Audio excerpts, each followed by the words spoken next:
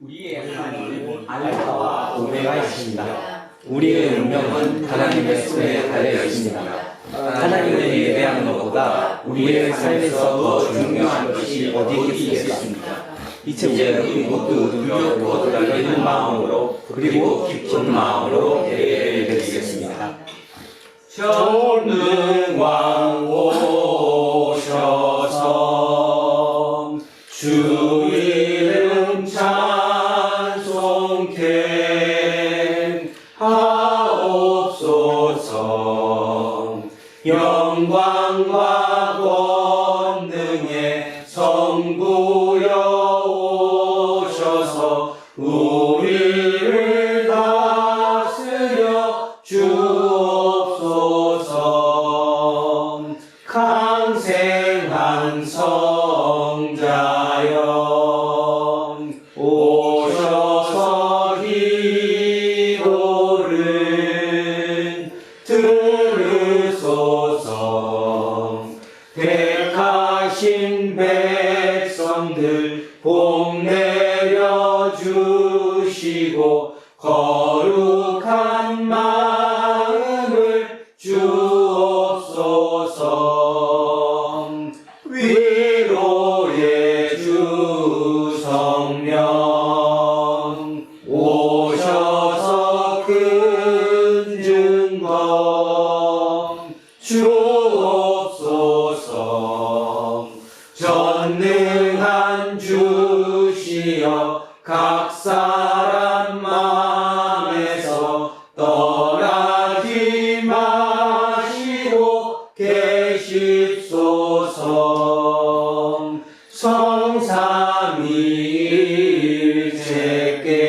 성삼위일체께 한없는 찬송을 드립니다. 존귀한 주님을 영광 중 배웠고 영원히 모시게 하옵소서. 아멘.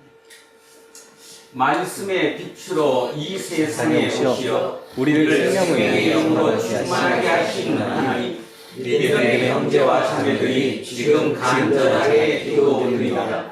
하나님의 자녀로 사는 우리의 생각과 행동과 삶에 현재만이 아니라 죽음 이후에 이르는 전체 문명에 진리와 생명의 빛을 가득 비추시어 하나님의 은총을 풍요롭게 누리도록 인도해 주십시오. 은혜와 사랑이 충만하신 하나님, 믿음의 조상들에게 그러하셨듯이 우리를 구원의 길로 이끌어 주십시오. 주의 뜻을 분별하는 지혜를 배우게 하시고 하나님을 향한 결단이 흔들리지 않도록 도와주십시오. 2025년 한 해 동안 우리의 삶에서 발생하는 모든 것이 선한 결과로 인도될 줄로 믿습니다. 말씀이 육신이 되어 우리 가운데 거하신 예수 그리스도의 이름으로 기도합니다. 아멘. 진리의 근원이신 하나님께 우리의 죄를 고백합니다. 지난 한 주간에도 말이나 행동으로 가족과 이웃을 시험에 들게 한 적이 많았습니다. 이웃을 자신처럼 사랑하라는 말씀을 익히 들어 알고 있으나 그 말씀에 따라서 살지 못한 적이 많았습니다. 사랑과 긍휼함이 충만하신 하나님께 자비를 구합시다. 주여 자비를 베풀어 주소서. 그리스도여 자비를 베풀어 주소서. 주여 자비를 베풀어 주소서. 하나님께서 여러분을 용서하셨으니 여러분도 이웃의 잘못을 용서하십시오. 아멘. 자, 다 자리에 앉아 주십시오. 찬송가 550장 찬송하겠습니다. 550장입니다. 시온의 영광이 빛나는 아침, 어둡던 이 땅이 밝아오네. 슬픔과 애통이 기쁨 흠이 되니 시온의 영광이 비춰오네 시온의 영광이 빛나는 아침 매였던 종들이 돌아오네 오래전 선지자 꿈꾸던 복을 만민이 다 같이 누리겠네 보아라 광야에 화초가 피고 말랐던 시냇물 흘러오네 이산과 저산이 마주쳐 울려 주의 순종을 찬송하네 땅들아 바다야 많은 성들아 찬양을 주님께 드리어라 싸움과 죄악이 가득한 땅에 찬송이 하늘에 사무치네 아멘.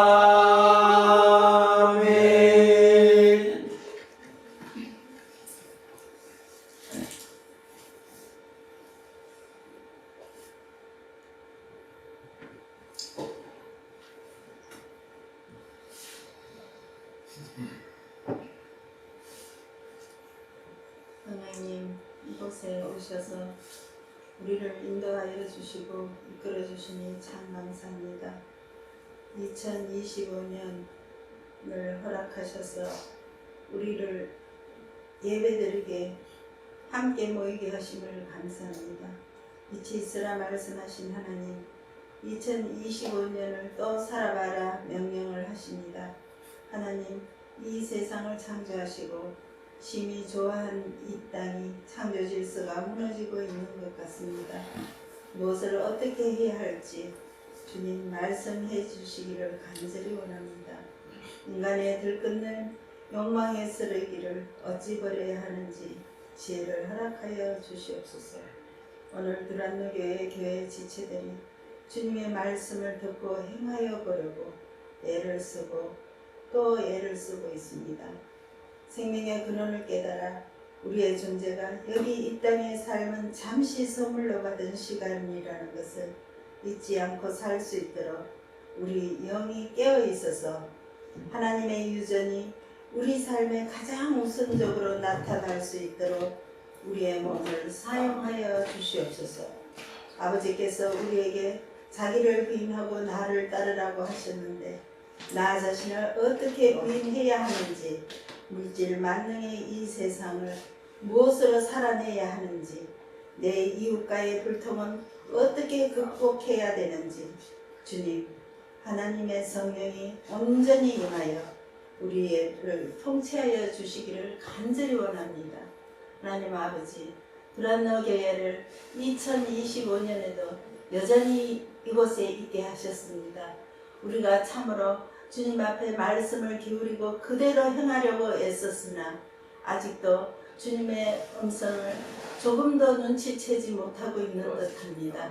주님, 오늘 역사하셔서 주님의 말씀이 온전히 임하여 성령 충만하여서 2025년에는 이것저것 눈치 보지 않고 오로지 주님의 말씀만 귀를 기울여 외길로 갈 수 있도록 은혜를 다하여 주시옵소서. 단위에 세워주신 목사님, 참으로 이제 수고하고 있지만 그 열매가 우리 앞에 보이지 않고 있습니다. 그러나 그 열매가 하나님 앞에는 있으리라 믿고 있습니다.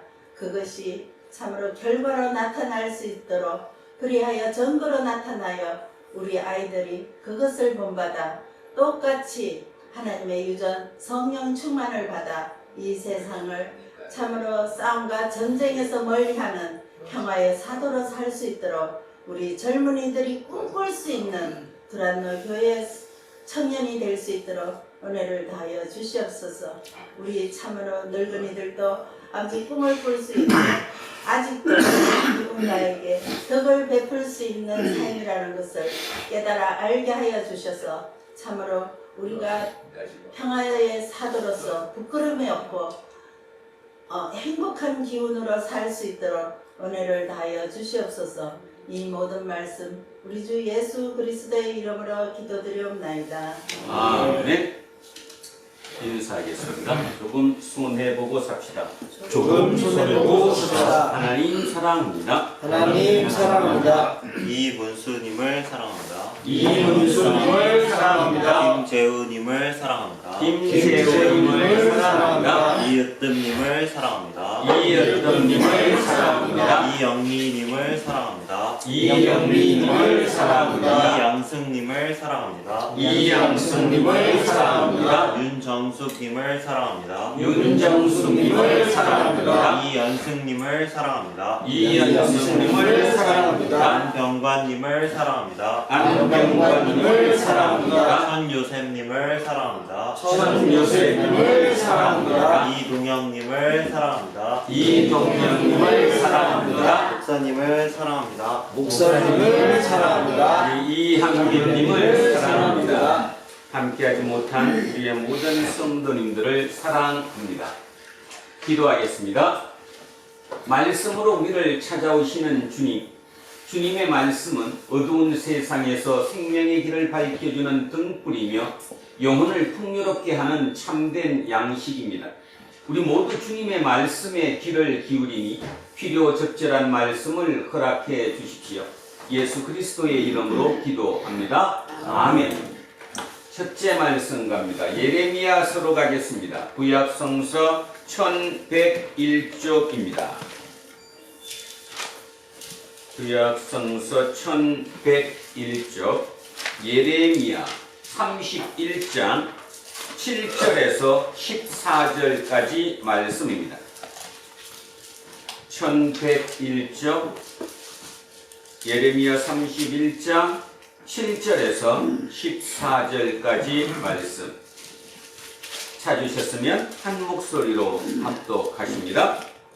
여호와께서 이와 같이 말씀하시니라. 너희는 여러 민족의 앞에 서서 야곱을 위하여 기뻐 외치라. 너희는 전파하며 찬양하며 말하라. 여호와여 주의 백성 이스라엘의 남은 자를 구원하소서 하라. 보라, 나는 그들을 북쪽 땅에서 인도하며 땅 끝에서부터 모으리라. 그들 중에는 맹인과 다리 저는 사람과 잉태한 여인과 해산하는 여인이 함께 있으며 큰 일들을 이루어 이곳으로 돌아오리라. 그들이 울며 돌아오리니 나의 인도함을 받고 간구할 때에 내가 그들을 넘어서지 아니하고 물 있는 계곡의 곧은 길로 가게 하리라. 나는 이스라엘의 아버지요 에브라임은 나의 장자리라. 이방들이여 너희는 여호와의 말씀을 듣고 먼 섬에 전파하여 이르기를 이스라엘을 붙드신 자가 그를 모시고 목자가 그 양떼에게 남같이 그를 지키시리로다. 여호와께서 야곱을 구원하시되 그들보다 강한 자의 손에서 속량하셨으니 그들이 와서 시온의 높은 곳에서 찬송하며 여호와의 곧 곡식과 새 포도주와 기름과 어린 양의 떼와 소의 떼를 얻고 크게 기뻐하리라. 그 심령은 귤의 동산 같겠고 다시는 그 힘이 없으리로다 할지어다. 그때에 처녀는 춤추며 즐거워하겠고 청년과 노인은 함께 즐거워하리니 내가 그들의 슬픔을 돌려서 즐겁게 하며 그들을 미워하여 그들의 의심으로부터 기쁨을 얻게 할 것이니라. 내가 기름으로 제사장들의 마음을 흡족하게 하며 내 복으로 내 백성을 만족하게 하리라. 여호와의 말씀이니라. 아멘. 성시교독 시편 147편으로 가겠습니다. 앞으로 조금 넘겨셔서 909쪽입니다. 909쪽 시편 147편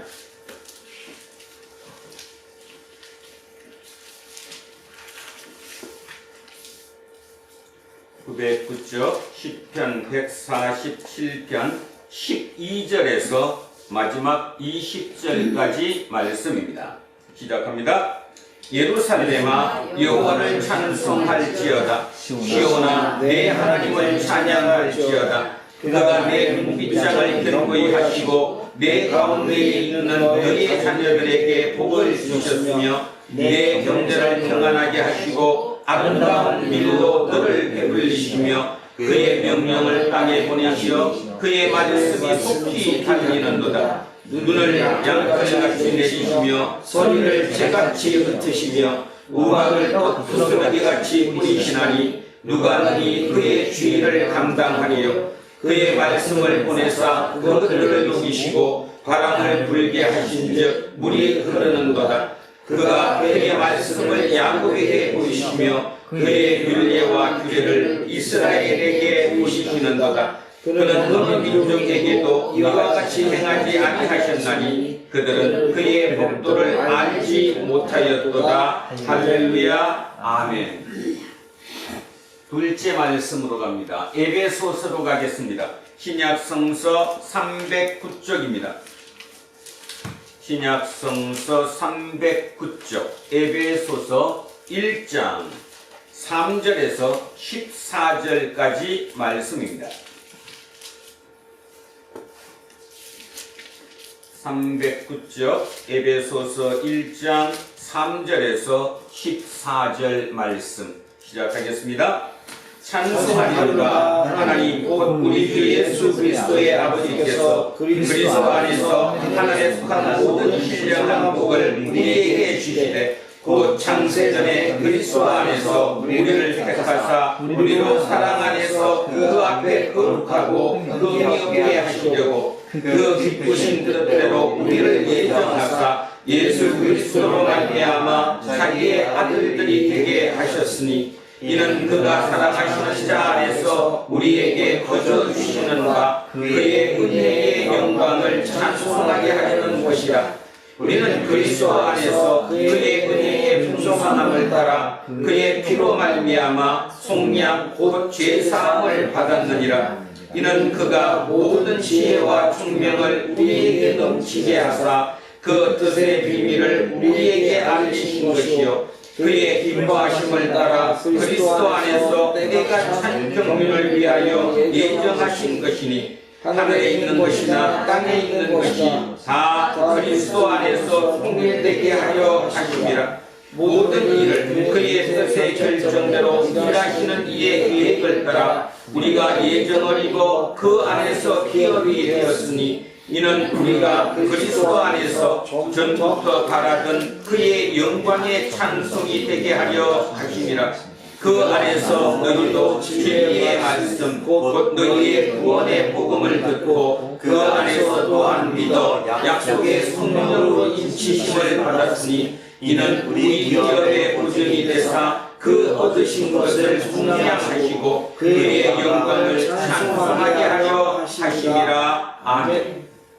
셋째 말씀 요한복음으로 내려옵니다. 142쪽입니다. 앞쪽으로 넘기셔서 142쪽 요한복음 1장 10절에서 18절까지 말씀입니다. 요한복음 1장 10절에서 18절 말씀입니다. 시작합니다.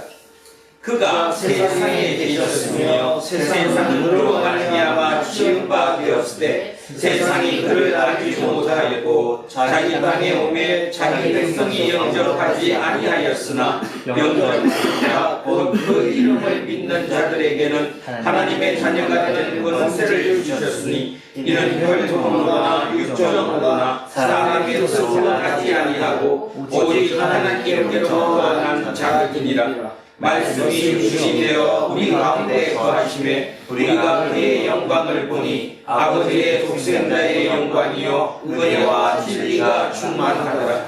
요한이 그에 대하여 증언하여 외쳐 이르되 내가 전에 말하기를 내 뒤에 오시는 이가 나보다 앞선 것은 나보다 먼저 계심이라 하는 것이 이 사람을 가리킴이라 하니라.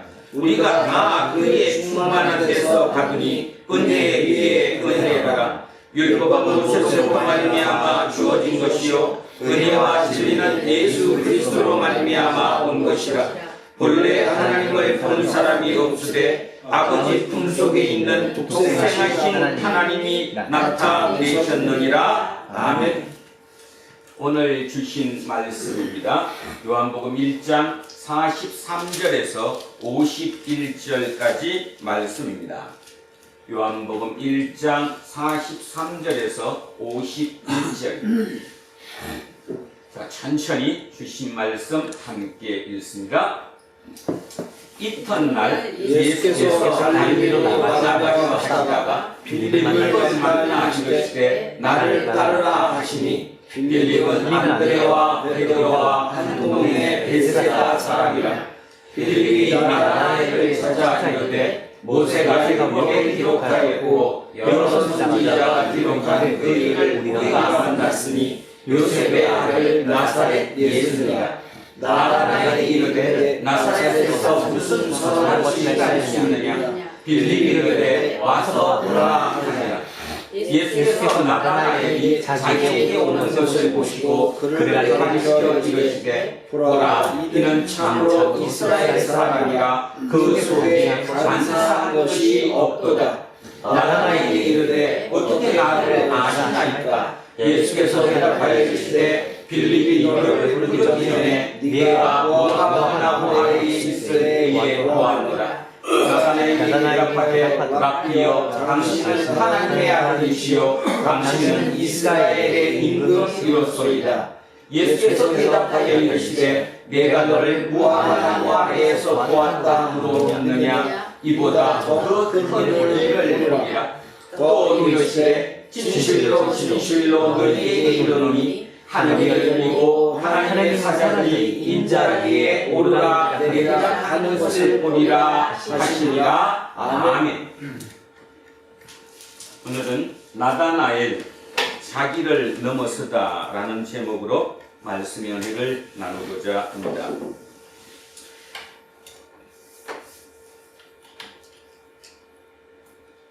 비행기 사고로 인해서 아주 큰 슬픔 속에 그리고 또 대통령의 그 저항하는 그런 모습에 분노를 금할 수 없는 그 모든 마음, 그런 뒤섞인 마음으로 2025년을 시작합니다. 항상 새로운 한 해를 시작하면 마음속에 새로운 다짐을 하게 되지요. 그래도 새로운 계기를 삼아서 또 한 해를 또 열심히 또 새로운 하나님의 복을 기대하며 희망하는 삶을 시작합니다. 자, 그래서 오늘 설교 제목이 그렇습니다. 나다나엘 자기를 넘어서다. 제일 중요한 말, 자기를 넘어서다. 세상의 모든 것은 내 뜻대로 이루어지지 않습니다.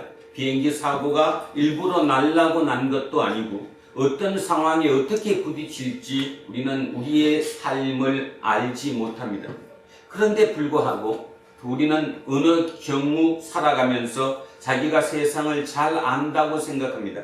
그 안다고 생각하는 벽에 갇혀서 우리는 안절부절하기도 하고 두려움을 느끼기도 하고 불안에 떨기도 하지요. 결국은 그것을 그 나를 감싸고 있는 그 틀을 벗어나면 우리는 새로운 것을 볼 수 있게 됩니다. 자, 새로운 눈을 뜬다는 얘기지요. 2025년 목사로서 제가 여러분에게 꼭 부탁드리고 싶은 말, 이제 시간이 별로 남지 않았습니다. 한 해라도 더 이런 시기에 우리 모두의 눈을 뜰 수 있기를 바랍니다. 여러분의 상황의 변화가 문제가 아니라 여러분이 내면적으로 눈을 먼저 뜨게 되면 그 모든 것이 새롭게 보일 것이기 때문이지요. 새롭게 보인다는 그 말 하나만 갖고도 나는 자기를 넘어서는 그런 체험을 할 수 있습니다. 자, 그래서 오늘은 부상 선생님의 시 한 편을 읽으면서 오늘 설교를 시작하겠습니다. 주보 뒤에 시 한 편이 나와 있습니다. 말씀의 실상이라는 제목입니다. 말씀의 실상, 실제 모습이다 이런 뜻입니다. 자, 말씀의 실상. 영혼의 눈에 끼었던 무명의 백태가 벗겨지며, 무명, 진리의 어둡다는 뜻입니다. 자, 무명의 백태가 벗겨지며 나를 애워싼 만유일체가 말씀임을 깨닫습니다. 이 한 구절만 갖고도 여러분이 2025년을 살아낼 수 있습니다. 그리고 목표 삼을 수도 있습니다. 이 시인의 고백을 다시 한번 들어보겠습니다. 영혼의 눈에 끼었습니다. 여러분의 영혼의 눈에 백태가 끼었어요. 진리를 알지 못하는 그 백태가 끼어서 뭐든지 제대로 보이지 않고, 제대로 보이지 않으니까 불안하고, 불안하니까 두렵기도 하고, 또 성질도 나고, 모든 게 불안정합니다. 그리고 부정적이 됩니다. 근데 시인은 이렇게 고백합니다. 영혼의 눈에 끼었던 무명의 백태가 벗겨지며 나를 애워싼 만유일체 모든 것이 말씀임을 깨달았답니다. 말씀이 성경에 있는 말씀만이 아니라 내 모든 삶의 모든 것이 말씀임을 깨달았대요. 노상 무심히 보아오던 손가락이 10개인 것도 이적이나 접하듯 새삼 놀라웠고, 대단한 표현이죠. 손가락이 10개인 게 당연하다고 생각했는데 새로운 눈을 뜨고 봤더니 그 손가락 10개인 그 가치가 기적이라는 거죠. 그런 기적을 체험했답니다. 창밖 울타리 한 구석, 새로 피는 개나리 꽃도 부활의 시범을 보듯 사뭇 황홀합니다. 시인은 개나리 싹이 오르고 꽃이 피는 그 모습을 통해 부활을 경험했습니다. 창창한 우주, 험악한 바다에, 단어가 좀 어렵습니다. 험악한 바다, 창창한 우주, 셀 수 없는 무한한 우주, 그리고 험악한 빌허자의 사막 막자입니다. 빌허자의 사막 막자. 험악한 바다에 모래알보다도 작은 내가 말씀에 신령한 그 은혜로 이렇게 오물거리고 있음을, 오물거리고 있대요. 우리가 얼마나 역동적으로 힘있게 살아가는데 그 우리의 작은 모습을 드러내는 거죠. 모래알보다도 작은 우리의 그 오물거리는 그 모습을 상상도 아니요 상징도 아닌 실상으로 깨닫습니다. 아멘입니다. 오늘 2025년 도란노 교회 모든 분들은 하나님의 말씀을 실상으로 깨달을 수 있기를 진실로 바랍니다. 한 분 다시 읽겠습니다. 영혼의 눈에 끼었던 무명의 백태가 벗겨지며 나를 애워싼 만유일체가 말씀임을 깨닫습니다. 노상 무심히 보아오던 손가락이 10개인 것도 이적이나 접하듯 새삼 놀라웠고, 창밖 울타리 한 구석 새로 피는 개나리꽃도 부활의 시범을 보듯 사뭇 황홀합니다. 창창한 우주, 험악한 바다에 모래알보다도 작은 내가 말씀에 신령한 그 은혜로 이렇게 오물거리고 있음을 상상도 아니요 상징도 아닌 실상으로 깨닫습니다. 자, 깨달음. 결국은 깨닫는다는 말은 우리는 많이 쓰지 않습니다. 불교에서 깨닫는다는 표현을 많이 쓰기 때문에 기독교에서는 그렇게 많이 쓰지 않죠. 우리 성경에서 많이 쓰는 말은 뭐죠? 눈을 뜬다라는 거죠. 눈을 뜬다. 사도 바울이 다메스커스 가는 길 위에서 눈에 허물이 벗겨졌다고 얘기합니다. 그래서 새로운 눈을 뜨니까 지금까지 보던 그 상황이 180도 변화되는 기적을 체험하죠. 바로 그 얘기입니다. 이 시인의 이 고백이 그거죠. 내 속에 새로운 눈을 뜨게 되면 내 모든 것이 새롭게 보인다라는 얘기입니다. 기독교에서도 똑같이 눈을 뜰 수 있어야 합니다.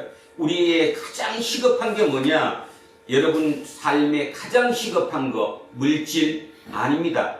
관계 아닙니다. 제일 중요한 거 눈을 떠야 합니다. 그 눈을 떠서 새롭게 보는 수 있어야지만이 모든 게 다시 한번 새롭게 시작될 수 있게 되는 거죠. 눈을 뜨지 않고 그거보다 먼저 물질이 먼저 생긴다거나 모든 것이 더 좋아진다거나 이것이 우선적이 아니라는 사실을 명심하셔야 합니다.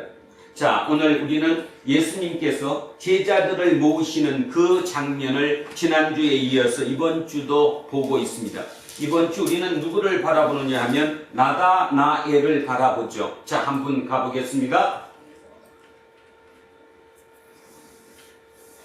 자, 이렇게 나옵니다.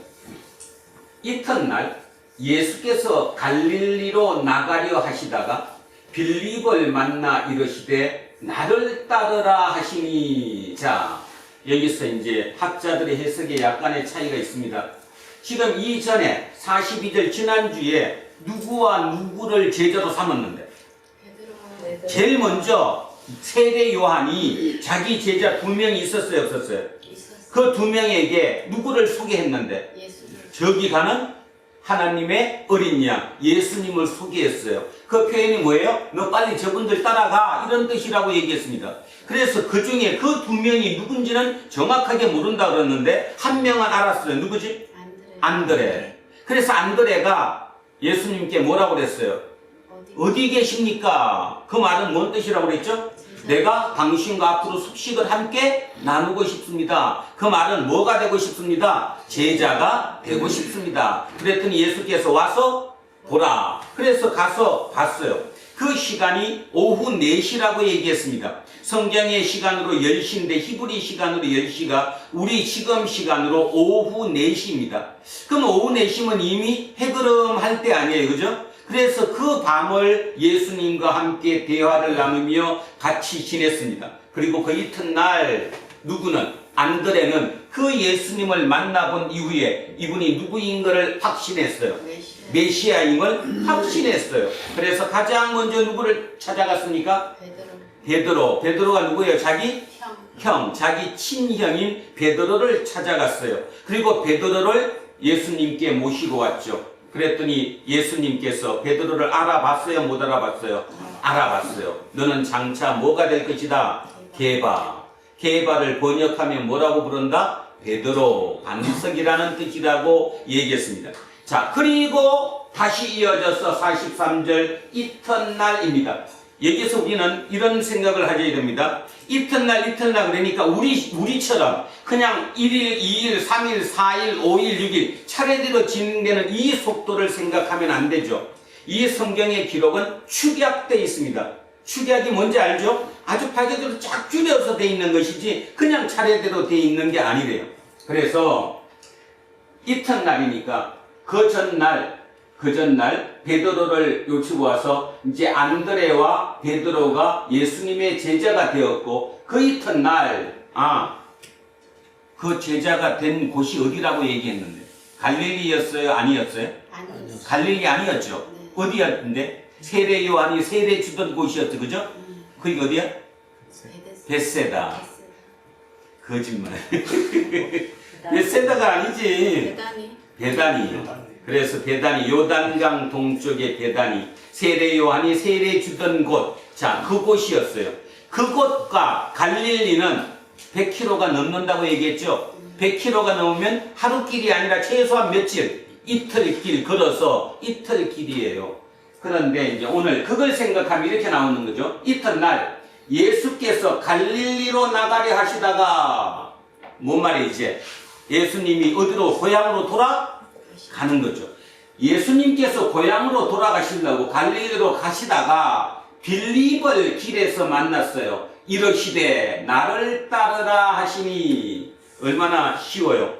가다가 빌립을 만났어요. 그래서 예수님이 빌립 보고 나를 따르라 그랬더니 빌립이 따랐대요. 우리는 이런 글을 읽으면서 그냥 그대로 생각을 하니까 그게 정확하게 이해를 하지 못하는 거죠. 이 말을 이해를 하실 수 있어야 됩니다. 제가 만약에 밖에 길 다니다가 요셉이를 만났어요. 그래서 요셉이 오고 나를 따르라. 그랬더니 요셉이가 대뜸 알지도 못하는 사람을 보고 그를 따르겠습니다. 제가 선생님으로 모시겠습니다. 그런 경우는 없다라는 거죠. 있을 수가 없는 얘기잖아요. 자, 이거를 이해하기 위해서 그 당시의 사회상을 다시 한번 우리 생각해 보겠습니다. 자, 지금 이 시기가 언제쯤이에요? 예수님 몇 살 때? 30살 때. 지금 예수님의 사역을 몇 년 동안 했어요? 공사역을?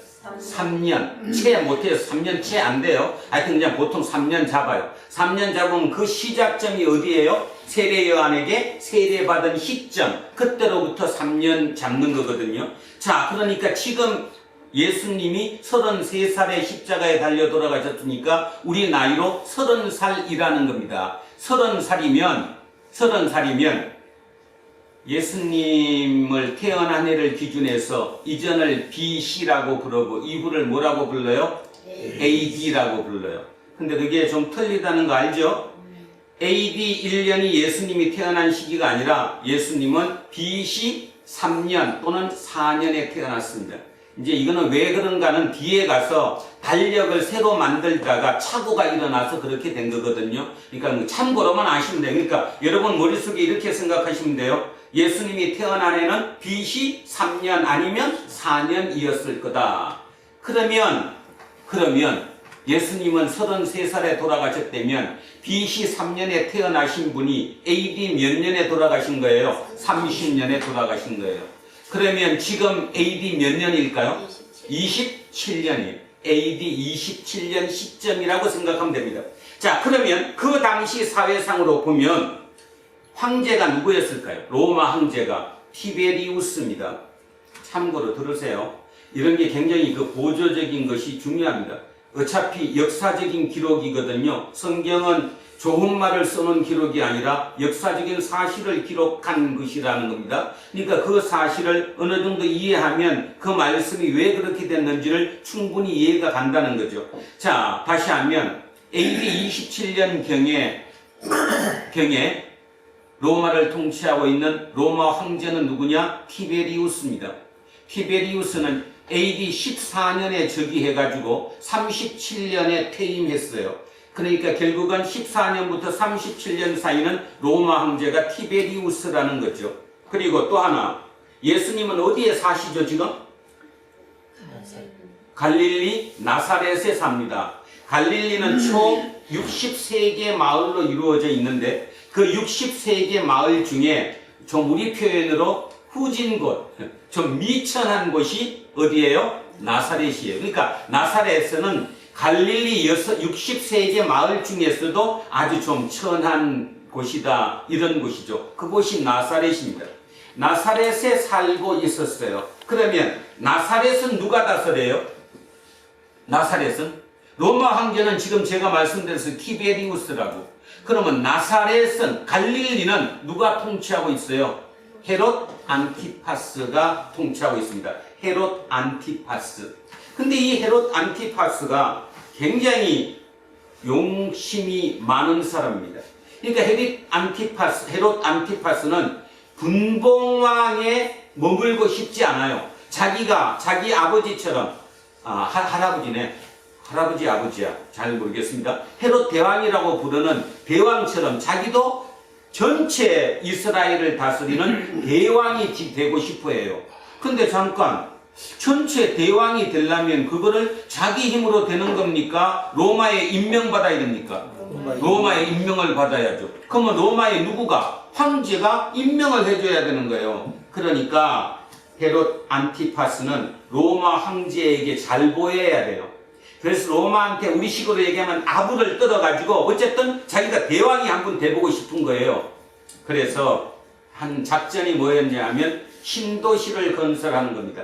그 신도시 이름을, 황제의 이름을 따가지고 티베리아스라고 하는 새로운 신도시를 건설했어요. 갈릴리 호수 서쪽 편에다가. 그리고 거기를 갈릴리의 수도로 삼는 거죠. 그러면 여러분 머릿속에 드라마 많이 봤으면 뭐 떠올라야 되는데. 새로운 신도시를 계획하고 건설한다? 그러면 많이 들죠, 돈이. 돈이 많이 들면 어떻게 해요? 세금, 그렇지. 세금을 많이 걷어야 되죠. 그 다음 또 필요한 거 있는데, 세금만 많이 걷는 게 아니라 신도시를 건설하려면 노동력, 인력이 필요하잖아요. 그러면 죽어나는 건 누구요? 서민들, 시키면서 그 주민들이 죽어나는 거죠.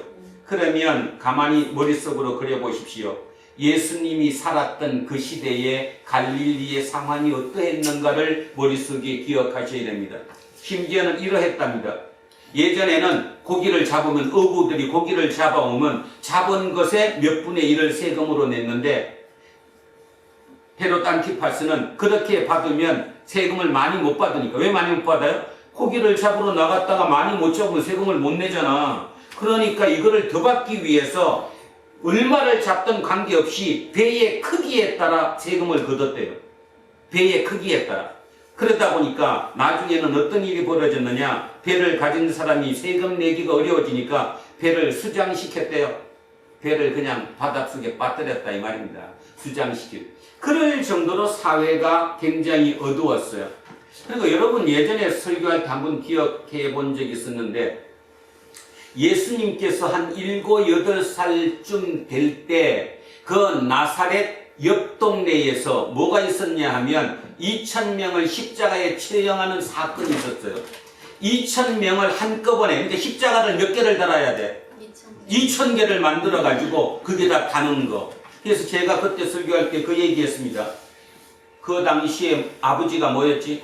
목수였어. 그 목수가 십자가를 만들어야 되죠. 십자가를 2,000개를 만들려면 목수 한 사람 갖고 안 됐을 거란 말입니다. 그러면 주변에 있는 목수들 다 소집했겠어, 안 했겠어?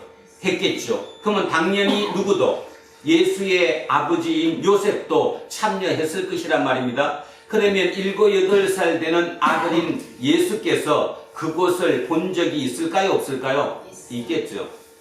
경험적으로 있을 것이라고 봅니다.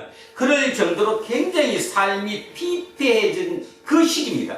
그러면 지난번에 또 얘기했는데, 사람이 자기가 해결할 수 없는 어떤 막다른 골목에 처하게 되면, 벽에 부딪히게 되면 누구를 찾는다고? 누구를 찾아요? 신을 찾아요. 자, 근데 신을 찾아요. 우리는 그 신을 뭐라고 부르는데? 메시아, 구원자를 찾습니다. 메시아를 찾는 거죠. 그러니까 전부 다 머릿속에 2, 3명만 모이면 이놈의 세상 어떻게 뒤집지? 지금이야 그 소리 하죠. 지금은 우리가 투표를 통해서 새로운 대통령을 뽑을 수 있으니까. 근데 그 당시는 그런 시대가 아니잖아. 대통령을 내가 뽑는 시대가 아니잖아. 왕을 그대로 내가 뽑는 시대가 아니었기 때문에. 그러니까 이 세상을 어떻게 바꾸지? 바꾸는 방법은 우리가 할 수 있는 방법이 아무것도 없는 거예요. 누가 나와야 돼요? 구원자가 와야 돼요. 그 구원자를 뭐라고 부른다? 메시아, 다른 말로 그리스도라고 불러요. 그리스도가 와야지만이 이 세상이 바뀔 수 있는 거예요. 그러면 어띠민이나 한빈이나 재우처럼 이 젊은 친구들이 삶이 얼마나 팍팍했겠어. 그러니까 지들끼리 조금 모여갖고만 하면 언제 바뀌지? 우리 죽을 때 바뀔래나? 빨리 메시아가 오셔야 될 텐데. 그죠? 그러니까 어떤 의식이 있던 젊은이들은 그 생각을 가졌다 이 말입니다. 이 세상을 뒤집어야 되는데. 근데 뒤집기 위해서 반란 일으킨 사람이 많아요, 안 많아요? 아주 반란이 빈번했어요. 빈번하게 반란이 일어났으니까 아까 얘기했던 몇 명을 죽인다고 한꺼번에? 2,000명을 십자가에 그냥 박아 죽이지. 그럴 정도로 로마는 그 반란이 빈번하기 때문에 강력하게 그들을 누르기 위해서 그런 것을 보였다 이겁니다. 그 시기니까 얼마나 힘들었겠어요. 그러면 이 말이 좀 이해가 갈라나 모르겠습니다. 예수께서 갈릴리로 나가려 하시다가 빌립을 만났어요. 그리고 빌립을 보고 예수께서 나를 따르라 하니까 빌립은 안드레와 베드로와 한 동네 벳세다 사람이다. 그러면 친구라는 거죠. 지금 한 동네 사람이니까 서로 알아요, 몰라요? 알아요. 그러니까 빌립에게 안드레나 베드로가 얘기했겠죠. 이분이 메시아야. 한번 따라와. 그러니까 이게 가능하죠. 나를 따르라 하니까 따랐다는 이 말의 의미가 왜 그게 가능했는가를 기억하셔야 됩니다. 근데 미리 오늘 조금 더 진행하겠습니다. 예수님이 눈을 뜬 소수의 몇 명에게는, 소수의 누군가에게는 메시아로 인정이 됐어요. 그러나 대다수의 사람에게는 예수가 메시아로 인정됐을까요? 안 됐을까요? 안 됐어요. 안 됐습니다. 자, 예를 하나 들어보면 우리 오병이어 기적 기억하시죠? 네. 몇 명 모였어요? 5천 명인데 어른만 5천 명이니까 애들하고 여자들 따지면 몇 명이라고? 2만 명. 2만 명이 모였어요. 지금도 2만 명이면 엄청난데, 만약에 광화문에 지금도 2만 명만 모여도 엄청난데, 그 예전에 2만 명이 모였다 애들하고 여자 모두 합쳐서 어마어마한 거죠. 그 모인 곳이 어디일까? 베세다입니다. 오병이어의 기적이 일어난 동네가 베세다예요. 그 베세다에 2만 명이 모였습니다. 그랬더니 그들 모두는 그 오병이어의 기적을 체험하고 마음속으로 뭐를 가졌을까요? 드디어 이제 우리 바뀐다 안 바뀐다? 바뀐다. 저분이 뭐다? 저분이 누구다? 메시아다. 분명하다. 이제 우리 살판 났다. 이제 우리는 새로운 삶을 살 수 있다고 느꼈겠죠. 근데 예수님은 어떻게 했어요? 막 군중들이 왕으로 모시려고 얘기한다는 말은 당신이 메시아니까 우리를 구해달라고 얘기한 거거든요. 근데 예수님 어떻게 하셨어요? 어떻게 하셨어요, 예수님이? 그래, 내가 메시아니까 니들이 그렇게 나를 따라 그랬어요? 안 했어요. 산으로 도망갔어요. 산 속에 숨었어요. 기도하러 들어가셨어요. 자, 그러고 났더니, 시간이 흐르고 났더니, 모든 사람들이, 저 사람 메시아 아니네? 아이고, 그리고 다 갔어요, 안 갔어요? 다 떠났어요. 그랬더니 예수님이 나중에 내려와서 제자들 앞에 서서 뭐라고 그랬어요? 너희들도 떠나겠느냐고 물었어요. 너희들도 떠나겠느냐? 그 말은 너희들도 나를 메시아라고 믿지 않느냐? 이 뜻이에요. 그럴 정도로 예수는 메시아라고. 여러분, 왜 제가 이걸 강조하느냐 하면 여러분 머릿속에는 예수는 메시아가 딱 박혀 있어요. 그 박히는 사건을 갖고 계속하니까 저런밖에 안 오는 거예요. 뭐 똑같은 얘기 또 하는구나. 깨닫지 못하죠. 눈이 떠지지 않는단 말입니다. 여러분이 눈을 못 뜨면 그건 말짱 도루묵이라는 거예요. 말짱 도루묵. 자, 다시 한번 생각해보면 대다수의 사람들은 처음에는 메시아인지 알았는데 알고 봤더니 메시아가 결격 사유가 너무 많아. 예수가 메시아로서 결격 사유가 너무 많아. 그래서 다 떠났어요. 근데 소수의 누군가는 끝까지 메시아라고 믿었어요. 이게 중요하다는 거죠. 여러분, 유대교는 지금도 예수를 메시아라고 생각합니까? 안 합니까? 안 해요. 유대교는 아직도 메시아를 기다려야 안 기다려요? 아직도 기다려요. 그러면 여러분 그 이해가 가요? 아니, 똑같은 땅에 똑같이 살던 사람들이 예수가 왔는데 한쪽에서는 이분이 메시아다. 그래서 새로운 종교를 만들어냈고 한쪽에서는 아니다. 지금도 기다리고 있다는 게 말이 되냐고요. 그 말의 의미는 지금 여러분 마음도 똑같다는 겁니다. 여러분 마음속에 예수가 진짜 메시아인가? 생각해 보셔야 돼요. 그러면 정리 한번 해보겠습니다. 왜 그들은 예수를 메시아라고 생각하지 않았을까? 처음에는 메시아라고 생각했는데 왜 메시아라고 생각하지 않았을까? 예수님과 뭐가 지금 차이가 났을까라는 거죠. 그들이 원하는 메시아, 민중들이 원하는 메시아는 정치적, 군사적인 힘을 가져서 우리를 로마의 압제로부터, 로마의 속국으로부터, 로마의 지배로부터 벗어나야 되고 우리를 옛날에 다윗 왕처럼 다시 강력한 국가로 세워서 우리를 먹고 살기 편하게 해주는 사람, 그 왕, 그가 메시아예요. 그러니까 결국 민중들이 원하는 메시아는 육적인 메시아예요? 영적인 메시아예요? 육적. 다른 말로 육적인 구원을 해줘야 될 사람을 필요한 거예요. 육적인 구원을 원하는 거예요. 근데 예수님은 육적인 구원을 해줬어요? 영적인 구원을 해줬어요? 영적인 구원. 그 말은 뭔 말입니까? 예수님은 어디서 오셨어요? 태초에서 오셨어요. 태초는 뭐와 뭐가 없는 곳이에요? 시간과 공간이 시작되기 이전이에요. 시간 개념, 공간 개념도 없는 곳이라고 얘기했어요. 영원이라는 국어사전을 찾아보면 영원이 뭐예요? 영원? 영원은 시간의 제한을 받지 않는 것. 시간의 제한을 타치를, 시간의 통제를 받지 않는 것. 그것이 영원이에요. 그러면 하나님이 계시는 곳은 어디예요? 영원이에요. 그 영원에 살려면 거기도 산다는 말은 생명을 가져야 돼. 영원에서 살 수 있는 생명, 영원한 생명, 그걸 뭐라고 불러요? 영생. 그래서 예수님은 우리의 구원을 뭐 말해요? 당신에게 뭐를 주겠다는 거예요? 영생을 주겠다는 거예요. 다시 얘기하면 당신의 구원은 당신을 하나님께로 다시 인도하는 것이 내 구원이라는 거예요. 민중들이 원하는 구원은 하나님이고 뭐고 필요 없다. 당장 지금 이 땅에서 로마의 압제에서 벗어나고 내 먹고 사는 데서 조금 더 편해지고 이렇게 이 땅의 구원을 원한 거고, 예수님이 주고자 했던 영생을 구원은 영적인 구원이라 말입니다. 그러니까 이게 언밸런스가 난 거죠. 근데도 지금도 여러분 냉정히 한번 생각해 보십시오.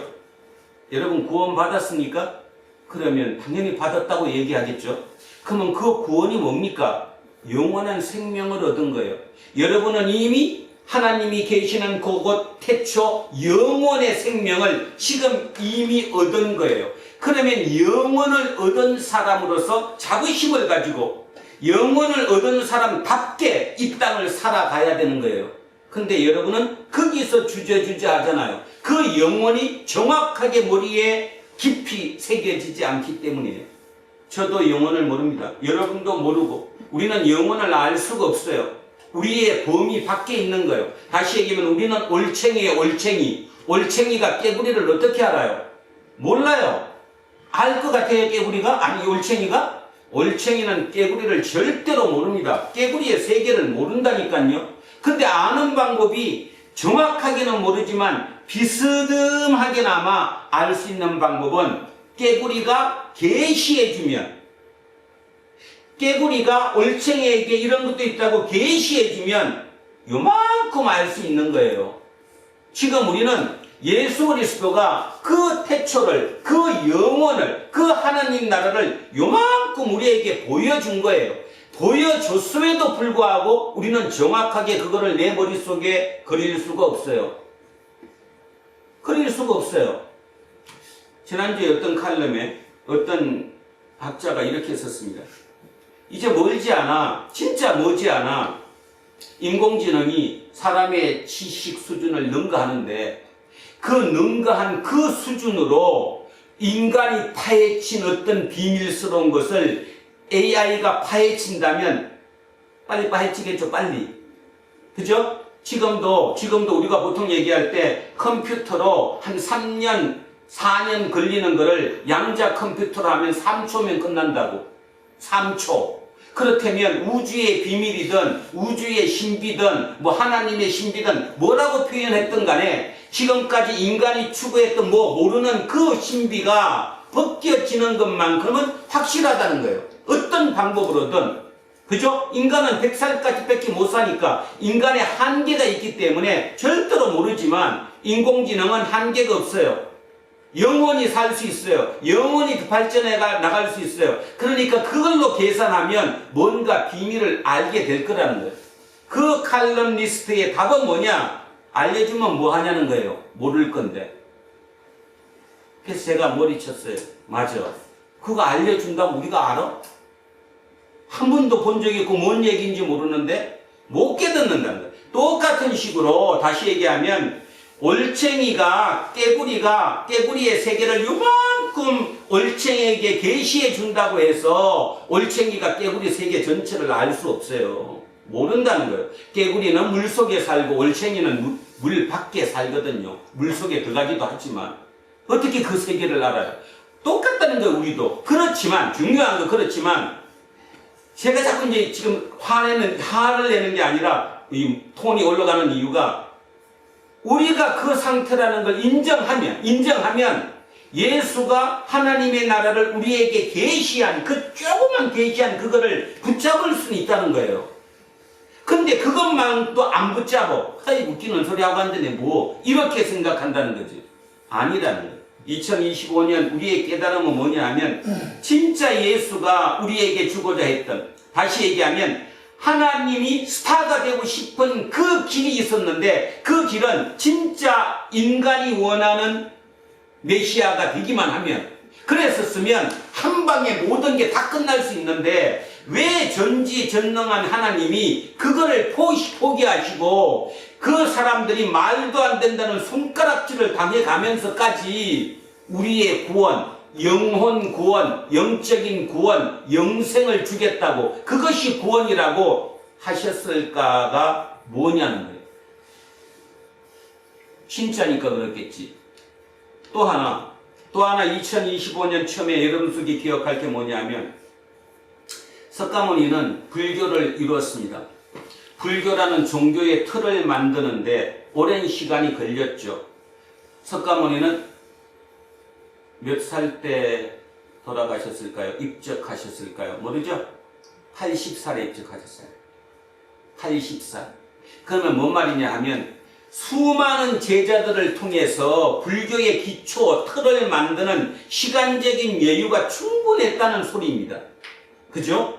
자, 이슬람교를 창시한 마호메트는 61살, 우리 나이로 환갑까지 지나고 이 땅을 떠났습니다. 그랬다면 시간적인 여유가 충분했습니다. 제자들을 통해서 뭔가 틀을 만드는. 예수는 몇 년 동안 하셨다고요? 3년. 그리고 전체 나이로 따져도 33, 33년의 짧은 생을 살았습니다. 틀을 만들 시간이 없었죠.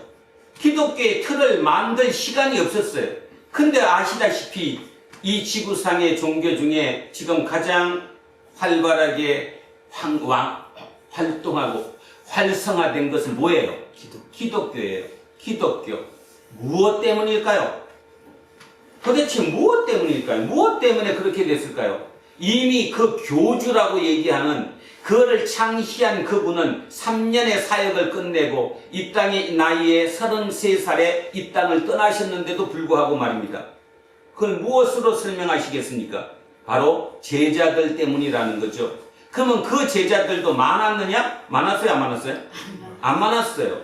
12명? 이제 그거는 이제 지금 우리가 얘기하는 거 12명보다는 더 많았을 건데, 이제 12명은 12지파의 구약을 이해하기 위해서 12명 잡았던 거죠.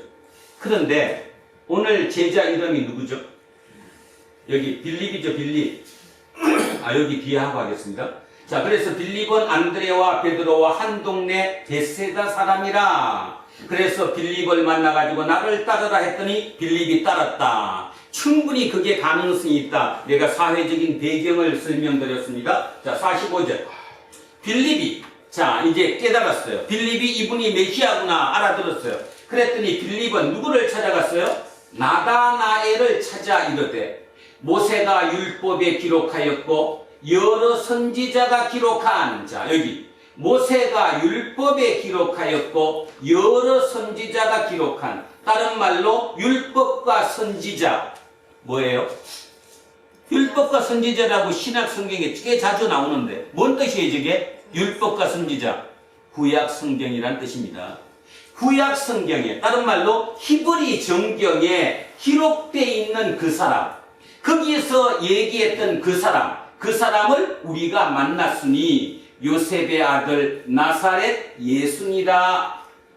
요셉의 아들 나사렛 예수니라. 이런 얘기를 했더니 나다나엘이 이르되 나사렛에서 무슨 선한 것이 날 수 있느냐? 왜 저렇게 얘기했을까요? 사람이 나빠서? 사람이 안티주의자여서? 아니면 사람이 속이 좁아서 저 얘기했을까요? 여러분, 저 얘기를 했다는 말은 나다나엘이 지적으로 굉장히 성숙한 사람이에요? 아니에요? 지적으로 성숙한 사람이에요. 지적으로 성숙하다는 말은 그때 당시로 돌아가면 무슨 공부를 많이 했다라는 거예요? 구약 성경 공부를 많이 했다라는 거예요. 성경 공부를 많이 해서 성경에 대한 내용을 자세히 알고 있다는 뜻이에요. 그러면 왜 나사렛에서 선한 것이 날 수 없다라고 얘기했을까요? 메시아는 성경에 어디에서 나오신다고 했는데 미가서에 나와 있어요. 미가서에 뭐라고 나와 있어요? 베들레헴.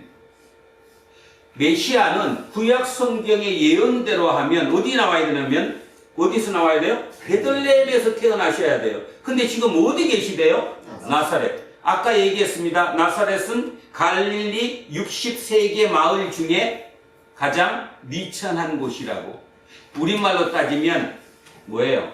그 못 사는 사람들에서는 산동네다 이런 말이죠. 그런 동네에서 어떻게 메시아가 나올 수 있습니까? 이렇게 한 거예요. 그러니까 이 사람이 나쁜 사람이 아니라 아주 냉철하고 정확한 사람이라는 거죠. 이 나다나엘이. 그랬더니 자 이저게 빌립이 뭐라고 그랬냐면 딴 말 안 했어요. 빌립이 왜 딴 말을 할 수 없었을까요? 빌립과 나다나엘은 절친이에요.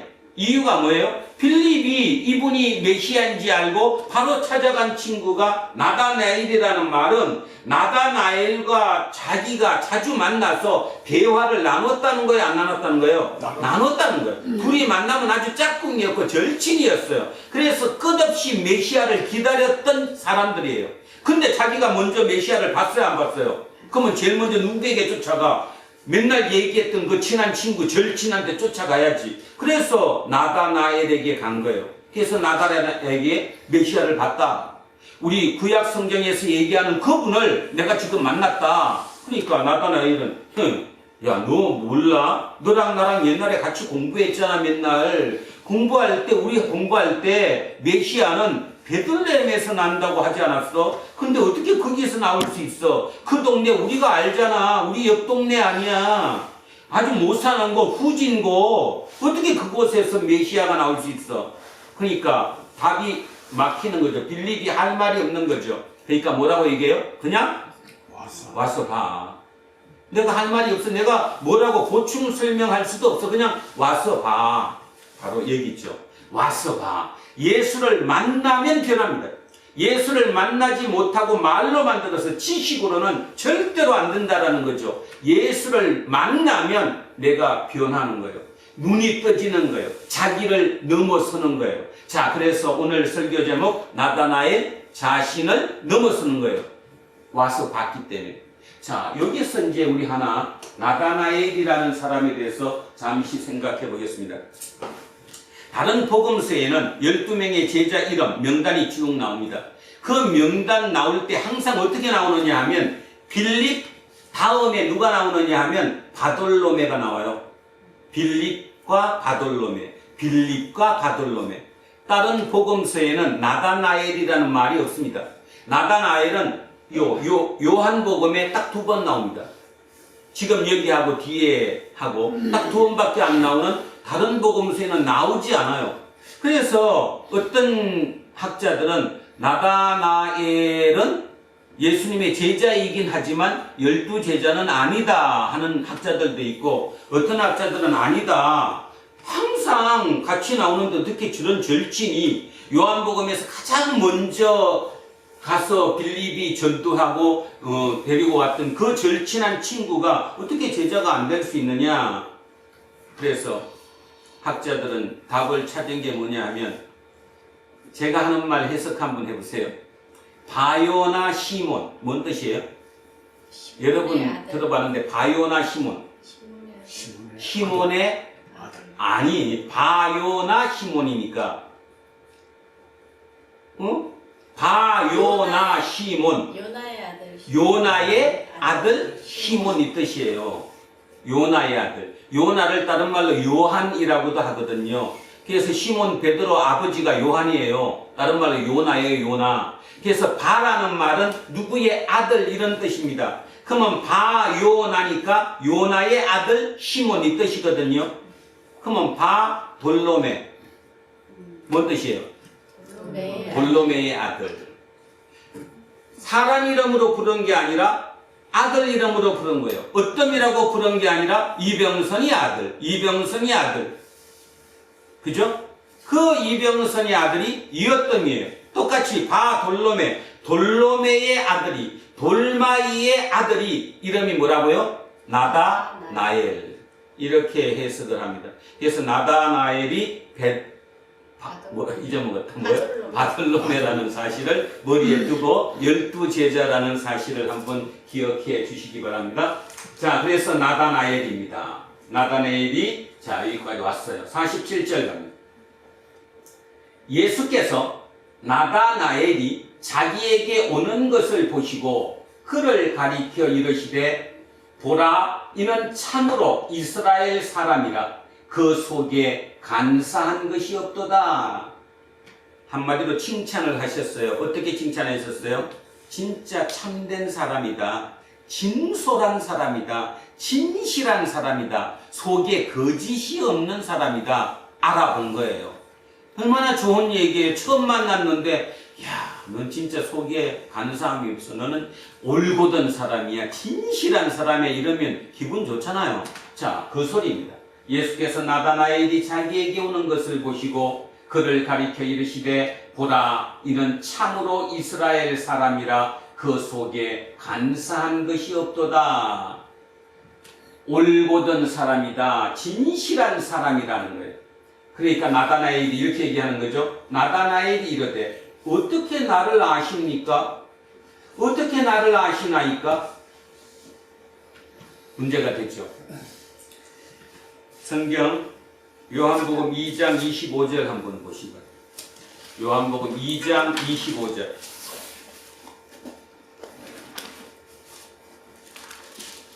자, 요한복음 2장 25절 찾으셨으면 자, 같이 한번 읽습니다. 시작.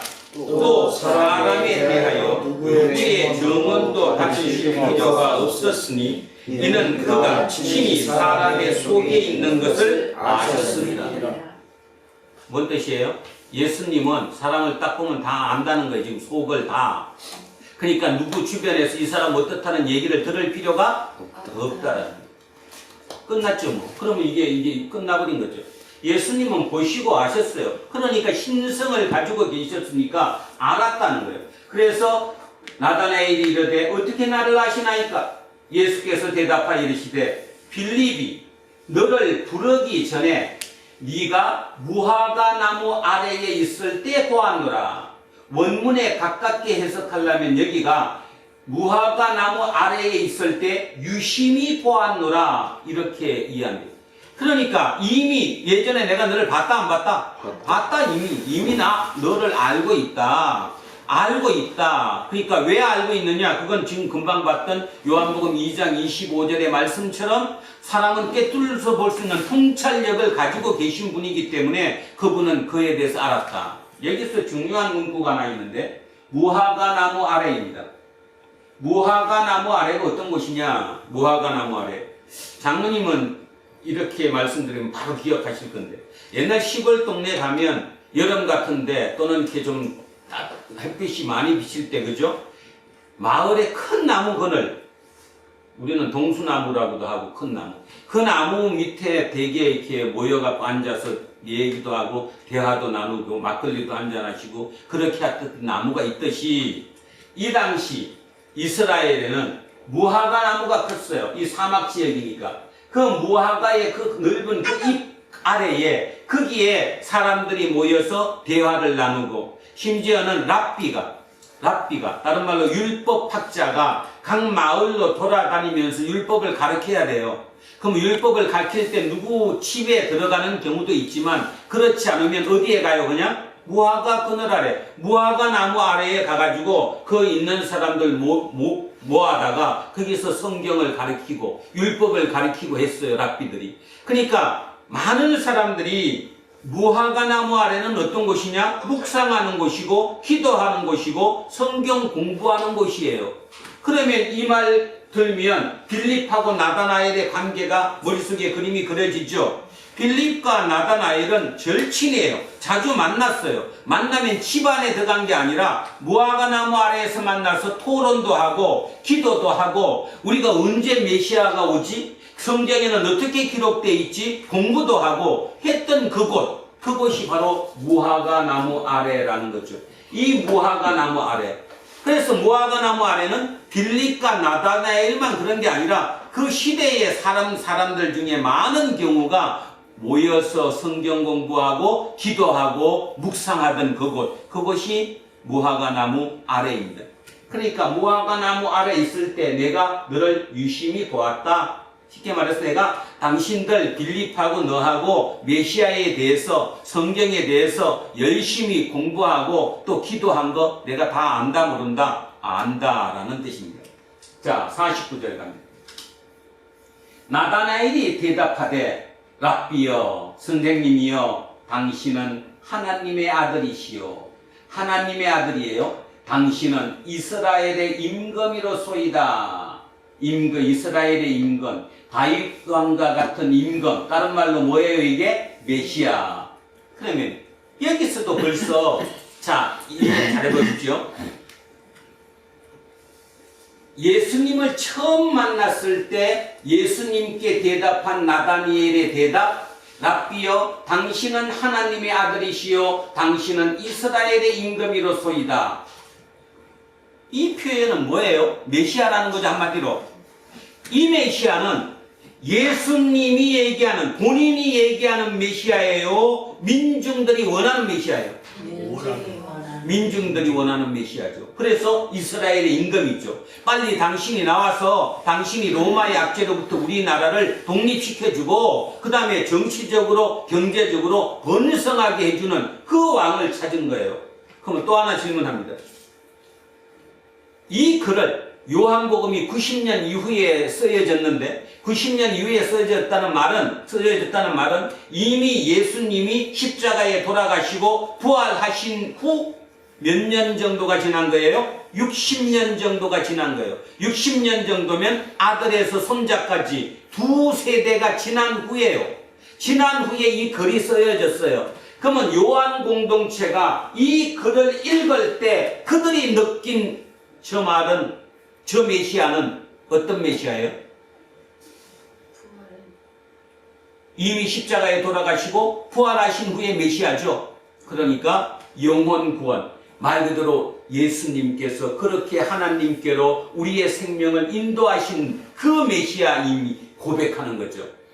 그러니까 틀려요, 그죠? 다시 얘기하면, 다시 한번 정리를 하면 예수님이 나다나엘이 예수님을 처음 만났을 때 고백한 그 표현과 이 글을 읽고 있는 시대, 이미 60년이 지난 그 후에 요한 공동체 식구들이 저 글을 읽을 때에 받아들인 의미는 틀렸다 그런 뜻입니다.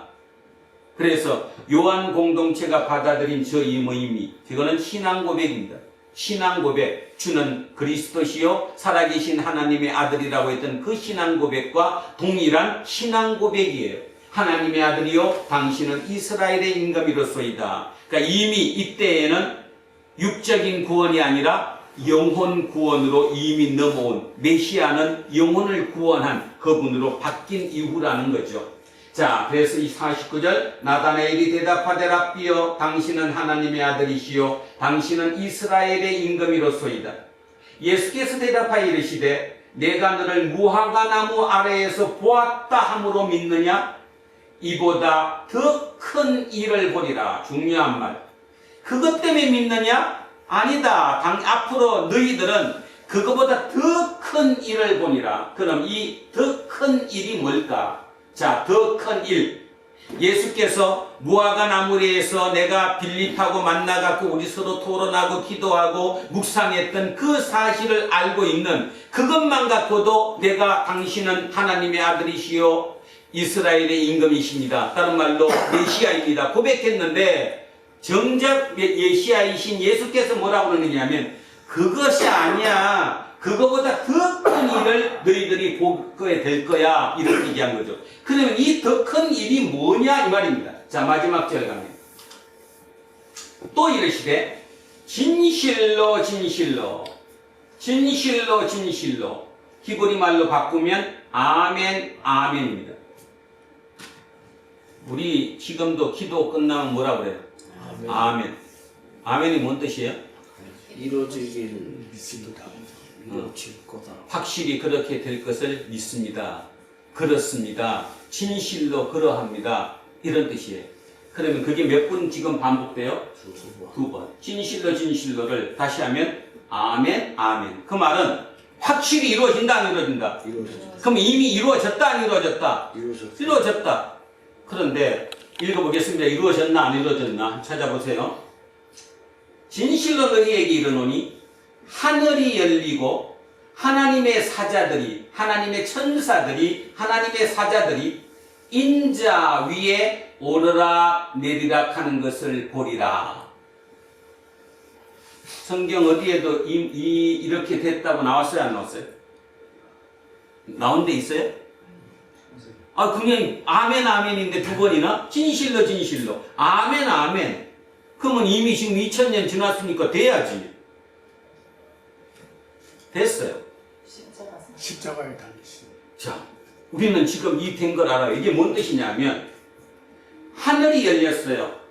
이 표현을 그냥 하늘이 열렸다, 하늘이 열렸다 이렇게 생각하면 안 돼요. 상징적인 언어잖아요. 고대인들의 하늘은 뭐예요? 신성한 곳이에요. 그래서 하늘에 있는 별, 하늘에 있는 달, 하늘에 있는 태양을 다 숭배했어요.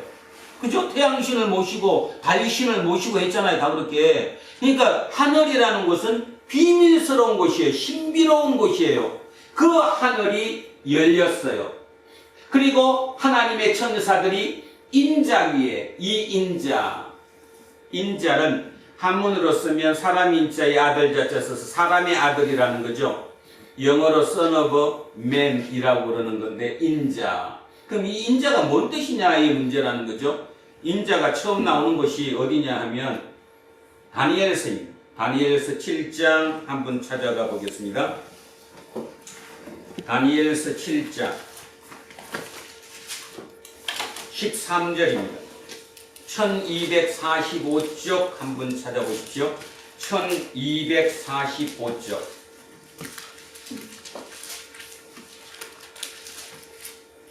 자, 1245쪽에 다니엘서 7장 13절입니다. 자, 13절, 14절을 제가 한번 읽겠습니다. 내가 또 밤 환상 중에 보니 인자 같은 이가, 사람의 아들 같은 이가 하늘 구름을 타고 와서 옛적부터 항상 계신 이에게 나아가 그 앞에 인도되며 그에게 권세와 영광과 나라를 주고 모든 백성과 나라들과 다른 언어를 말하는 모든 자들이 그를 섬기게 하였으니 그의 권세는 소멸되지 아니하는 영원한 권세요 그의 나라는 멸망하지 아니할 것이니라. 자, 인자가 누구예요? 지금 여기 인자가 사람의 아들이라고 표현된 이 인자가 결국 누구예요? 메시아잖아. 그래서 하나님으로부터 모든 권력과 권위와 힘을 받는 분이시잖아. 이게 인자잖아요. 이 인자가, 그러니까 다시 얘기하면 다니엘서에서 환상으로 봤던 이 환상, 꿈에서 봤던 이 인자가 바로 누구다? 나다, 이 말이에요. 지금 이 얘기는 누가 하고 있는 거죠? 예수님이 자기가 스스로 자기가 인자라는 거예요. 사람의 아들이라는 거예요. 내가 당신들과 똑같다라는 거예요. 사람의 아들이다. 그러면 여러분, 우리도 사람의 아들 아니에요? 근데 여러분은 스스로 우리는 인간, 인자니까 우리 스스로 인자라고 하지는 못해요. 당연하니까 그냥. 내가 당연히 인자 아니에요? 당연히 저도 인자고 한빈이도 인자예요. 그죠? 재우도 인자고. 그러니까 내가 인자라고 따로 할 필요가 없어요. 근데 예수님이 내가 인자라고 얘기하는 말은 내 본체는 누군데? 하나님인데 내가 지금은 인자처럼 보인다. 쉽게 얘기하면 사람의 아들이다. 인성을 가지고 있다. 이렇게 표현을 하는 거죠. 결국 알아둘 거, 이 인자가 메시아입니다. 메시아. 그러니까 예수 그리스도입니다. 이 인자 위에 오르락 내리락 하는 것을 보리라. 하늘이 열리고 하나님의 천사들이, 하나님의 사자들이 예수님으로부터 왔다 갔다 한다 이런 뜻입니다. 그럼 이거를 더 풀면 이런 뜻입니다. 하느님이 예수 그리스도를 통해서 이 땅에 내려오시고 거꾸로 이 땅에 있는 사람이 예수 그리스도를 통해서 하나님께로 올라가는 거예요. 영어로 커뮤니케이션이 일어나는 거죠. 소통이 되는 것이다 이런 뜻입니다. 커뮤니케이션, 소통이 되는 것. 이게 뭐다 한마디로 구원이라는 거예요. 예수는 이것 때문에 오셨다라는 거예요. 그래서 예수님의 구원은 우리를 하나님께로 올리는 거예요. 우리의 생명을 하나님의 생명으로 올리는 거예요. 이게 구원이라는 거예요. 그러니까 세상이 생각하는 구원과는 완전히 틀리다는 거죠. 그거를 제자들은 알았어요, 몰랐어요?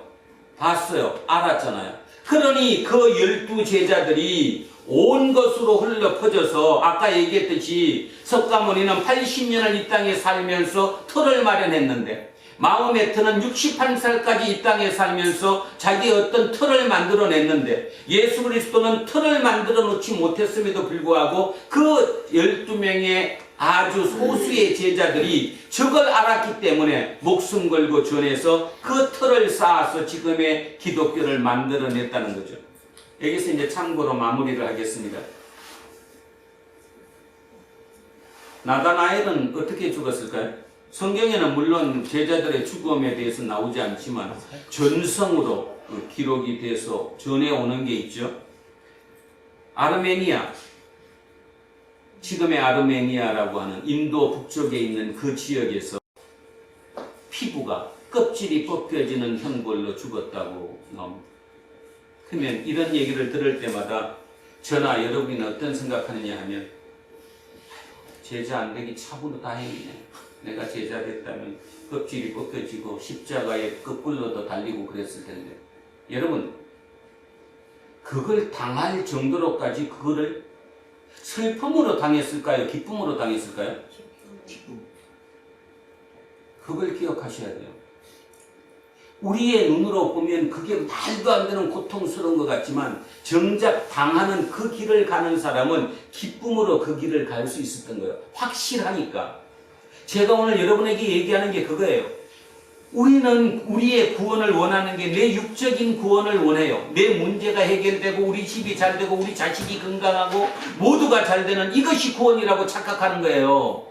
예수님이 그 구원 때문에 오신 게 아니거든요. 근데 예수님의 구원을 소수의 누군가는 정확하게 알아듣는 거예요. 아, 죽는 게 아니구나. 우리의 영원한 생명이 있는 거구나. 그 생명으로 우리를 이끌어 주시기 위해서 예수 그리스도가 이 땅에 오셨구나. 그래서 그걸 전해야 되겠구나. 결국 그것으로 인해서 2000년이 지난 지금 우리는 기독교를 받아들이고 있습니다. 제가 오늘 마음속으로는 그런 기도를 했습니다. 진짜 깨닫게 해주시라고. 오늘도 교회에 나와서 기도하는 많은 신분들 중에 또 예배드리는 많은 분들 중에 당연히 구원이 뭔지 알고 그 구원을 위해서 믿고 있는 분들도 계시겠지만 또 소수의 누군가는 아직도 육적인 구원, 내 문제 해결되기 위해서 예수를 믿고 있지는 않을까. 그래서 그런 기준으로 우리가 예배드리는 처소가 웅장해야 되고 많은 사람이 모여야 되고 아주 엄숙한 가운데서 뭔가 이루어지는 것이 예배라고 착각하는 것은 아닐까 그런 생각도 하게 됩니다. 눈을 뜨실 수 있기를 바랍니다. 사도 바울이 다메섹 도상에서 눈이 벗겨졌던 것처럼 구상 시인이 그 두꺼운 무명의 이 껍데기가 벗겨지는 순간 모든 게 새롭게 보여졌다는 그 껍데기가 벗겨지고 눈이 뜨이지고 나니까 이 손가락 10개인 게 기적처럼 보였다는 그 시인의 고백이 우리의 고백이 되어야 될 줄로 믿습니다.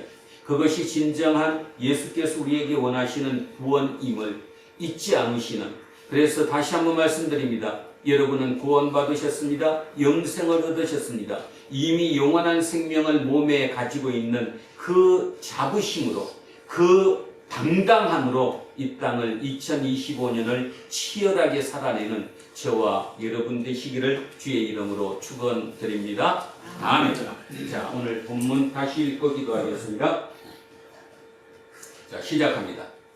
이튿날 예수께서 갈릴리로 나가려 하시다가 빌립을 만나 이르시되 나를 따르라 하시니 빌립은 안드레와 베드로와 한 동네 베세다 사람이라. 빌립이 나다나엘을 찾아 이르되 모세가 율법에 기록하였고 여러 선지자가 기록한 그 일을 우리가 만났으니 요셉의 아들 나사렛 예수니라. 나다나엘이 이르되 나사렛에서 무슨 선한 것이 날 수 있느냐. 빌립이 이르되 와서 보라 하니라. 예수께서 나다나엘이 자기에게 오는 것을 보시고 그를 가리켜 이르시되 보라 이는 참으로 이스라엘 사람이라. 그 속에 간사한 것이 없도다. 나다나엘이 이르되 어떻게 나를 아시나이까. 예수께서 대답하여 이르시되 빌립이 너를 부르기 전에 내가 무화과 아래에 있을 때에 보았노라. 나다나엘이 대답하되 라비여 당신은 하나님의 아들이시요 당신은 이스라엘의 임금이로소이다. 예수께서 대답하여 이르시되 내가 너를 무화과 아래에서 보았다 하고 믿느냐. 이보다 더 큰 일을 보리라. 또 이르시되 진실로 진실로 너희에게 이르노니 하늘이 열리고 하나님의 사자들이 인자 위에 오르락 내리락 하는 것을 보리라 하시니라. 아멘. 살아계신 아버지 하나님, 우리는 2025년 새해를 맞았습니다. 태양력으로 새해를 시작하고 오늘이 첫 주일입니다. 항상 새해가 되면 새로운 마음가짐을 다잡습니다. 오늘 우리가 다잡아야 할 그 마음은 예수께서 이 땅에 오셔서 우리를 구원하셨다는 그 사실입니다. 우리에게 영생을 주셨다는 그 사실입니다. 그 사실을 최우선으로 붙들고 올 한 해를 살아갈 수 있는, 그래서 우리가 새로운 눈을 뜨게 하시고 그 새로 뜬 눈으로 내 모든 상황을 다시 볼 수 있는, 시인의 얘기대로 세상의 만유일체가 말씀임을 깨달았다는 그 깨달음이 우리 모두에게 이루어질 수 있는 2025년이 되도록 성령님 특별한 은혜로 우리를 이끌어 주십시오. 감사드리며 거룩하신 우리 주 예수 그리스도의 이름으로 기도합니다. 아멘. 자, 찬송가 323장 찬송하겠습니다. 푸른 바다 승몽 어디든지 나오리다. 괴로우나 즐거우나 주만 따라오리니 어느 누가 막으리까 죽음이를 막으리까 어느 누가 막으리까 죽음이를 막으리까 악을 골짝 빈들대로 복음 들고 가오리다. 소돔 같은 거리에도 사랑 안고 찾아가서 종의 몸에 지닌 것도 아낌없이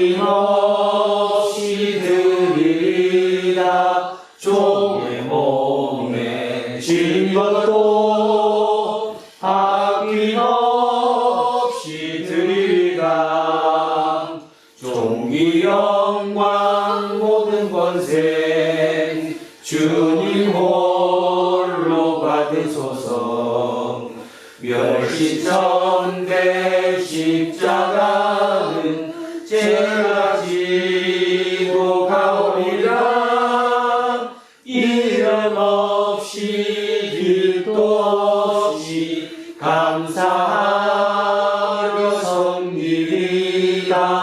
이름 없이 길도 없이 감사하며